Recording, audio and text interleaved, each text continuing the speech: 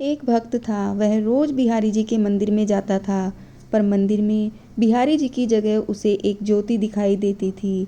मंदिर में बाकी सभी भक्त कहते, वाह, आज बिहारी जी का श्रृंगार कितना अच्छा है, बिहारी जी का मुकुट ऐसा, उनकी पोशाक ऐसी।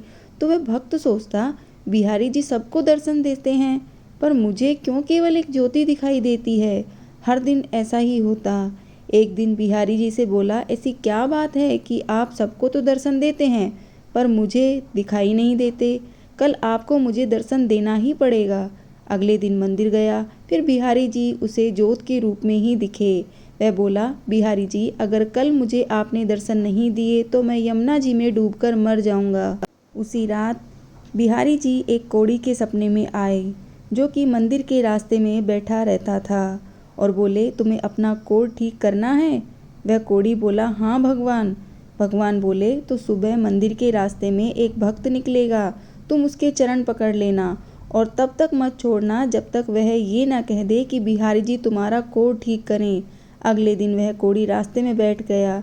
जैसे ही वह भक्त निकला, उसने चरण पकड़ ली और बोला, पहले आप कहो कि मेरा कोढ़ ठीक हो जाए। वह भक्त बोला, मेरे कहने से क्या होगा, आप मेरे पैर छोड़ दीजिए। कोढ़ी बोला, जब तक आप ये नहीं बोलेंगे कि बिहारी जी तुम्हारा कोढ़ ठीक करें, तब तक मैं आपके चरण नहीं छोड़ूंगा। भक्त वैसे ही चिंता में था कि बिहारी जी दर्शन नहीं दे रहे, ऊपर से ये कोढ़ी पीछे पड़ गया, तो वह झुंझला कर बोला, जाओ बिहारी जी तुम्हारा कोढ़ ठीक करें, और मंदिर में चला गया। मंदिर जाकर क्या देखता है, बिहारी जी के दर्शन हो रहे हैं। बिहारी जी से पूछने लगा, अब तक आप मुझे दर्शन क्यों नहीं दे रहे थे।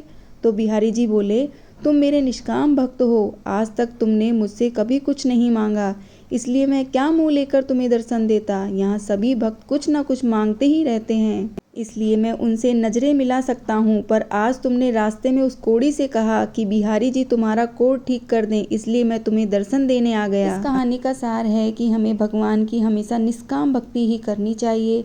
भगवान की भक्ति करके यदि संसार के ही भोग सुख की मांगे हों, तो फिर वह भक्ति नहीं, सौदेबाजी होती है।